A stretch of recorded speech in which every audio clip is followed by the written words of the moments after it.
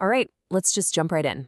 Have you ever really stopped to wonder why some people get wealthy, while others, maybe with the very same income, just seem to stay broke? It feels like one of life's biggest financial mysteries, right?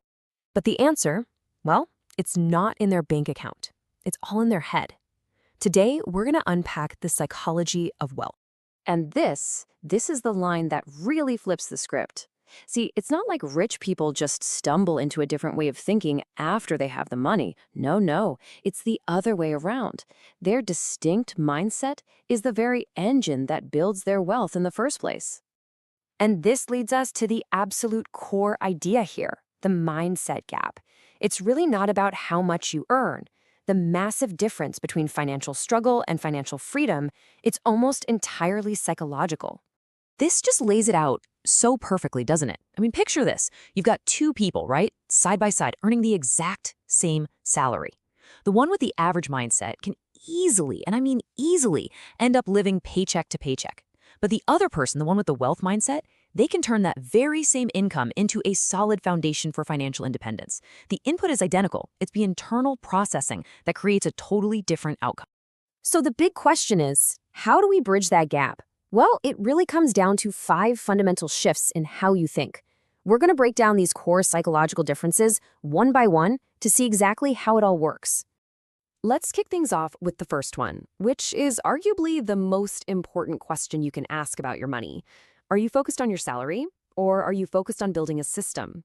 Okay, so this slide just nails the difference. Over on the left, you've got average thinking. And let's be honest, it's like being stuck on a hamster wheel, right? You're running faster, putting in more hours, maybe the wheel gets a little bigger, but you're still just trading your precious time for money. The question is always, how much do I earn? Now, rich thinking over on the right, that's all about getting off the wheel completely. It's about building a machine, a system of interconnected gears, things like investments, businesses, assets that generate income without you having to be there. The question completely changes to, how does my money keep working without me? A salary isn't the end goal, it's just the fuel you use to build the machine. All right, let's move on to our second big shift. This one's all about where your money goes after you earn it. Is it being used for consumption, or is it for ownership? And the distinction here is absolutely crucial. The poor mindset uses money to buy liabilities. You know, things that look impressive but lose value, like a brand new car that's worth less the second you drive it off the lot. It's all about looking rich. The wealth mindset, it does the complete opposite. It uses money to buy assets, things that actually pay you back over time. And don't just think stocks. Think about a dividend-paying stock that puts cash in your account every quarter, or a rental property that generates income every single month. It's about quietly becoming rich, not just trying to appear that way. Okay, our third psychological shift. This is a battle we all face, probably every single day. It's the ultimate trade-off. Do you choose pleasure right now, or do you choose freedom in the long run? So here's the thing. This isn't about depriving yourself of everything fun. It's about strategic patience. As you can see, the person on the left is basically trading their future freedom for a small little hit of pleasure today. But the person on the right, they understand the trade-off in a totally different way. They see that sacrificing a small, immediate pleasure is actually an investment in a much bigger prize, long-term financial freedom. They master the art of delayed gratification, not because they're against fun, but because they're playing the long game for a much, much bigger win. All right, let's talk about risk. It's a word that scares a lot of people away from building wealth, but the wealthy mindset forces us to ask a different and way more important question. What is the real risk here? So the average mindset, it's completely driven by one thing, the fear of losing money. And that fear leads to what feels like the safest move, just doing nothing. Keeping cash in a savings account. But here's the kicker. That is not safe at all. With inflation, your money is literally guaranteed to lose purchasing power every single year. The wealthy mindset gets this. They're way less afraid of the market going up and down, and way more afraid of missing a great opportunity for growth. They know that the biggest risk isn't losing some money on an investment, it's the dead certainty of losing it to doing nothing at all.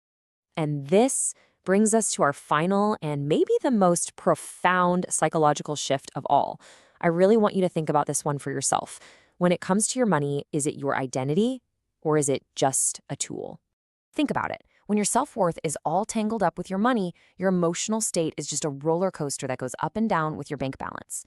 Every dip in the market feels like a personal failure. But when you see money as a tool and nothing more, you separate your value as a human being from your net worth. It just becomes a functional instrument, like a hammer or a shovel, that you can use to build the life you want, without your ego getting in the way and hijacking your entire strategy. So, after going through these 5 big shifts, what's the ultimate secret to wealth? Well, as it says here, it's not about being the smartest person in the room or getting some lucky break. Wealth creation is, and it has always been, an internal game. We can just call this rich thinking. And it's not some magic talent you're born with, it's a skill. It's the ability to control your emotions when the market is going crazy, to build consistent habits even when you don't feel like it, and to make rational decisions instead of impulsive ones. And I really want this point to land. You don't wait until you have $1 million in the bank to start thinking this way. You have to start thinking this way to be able to build and, maybe even more importantly, to keep that kind of money. This is exactly why so many lottery winners go broke, right? They get this flood of cash, but they don't have the psychological dam to hold it. The money shows up, but the mindset isn't there to manage it, so it all just washes away. And this all leads us to our final and I think most powerful takeaway. It's a really simple idea, but it's one that can completely reframe how you look at the whole journey to financial success. The flashy cars, the giant houses, the exotic vacations, that's not wealth being built. That's just the result of wealth that was already built, quietly and consistently in the background. It was built through thousands of boring, unseen decisions made day after day, choosing an asset over a liability, practicing that strategic patience, and managing emotions when everyone else was panicking. So as we start to wrap this up, I want to leave you with just one question.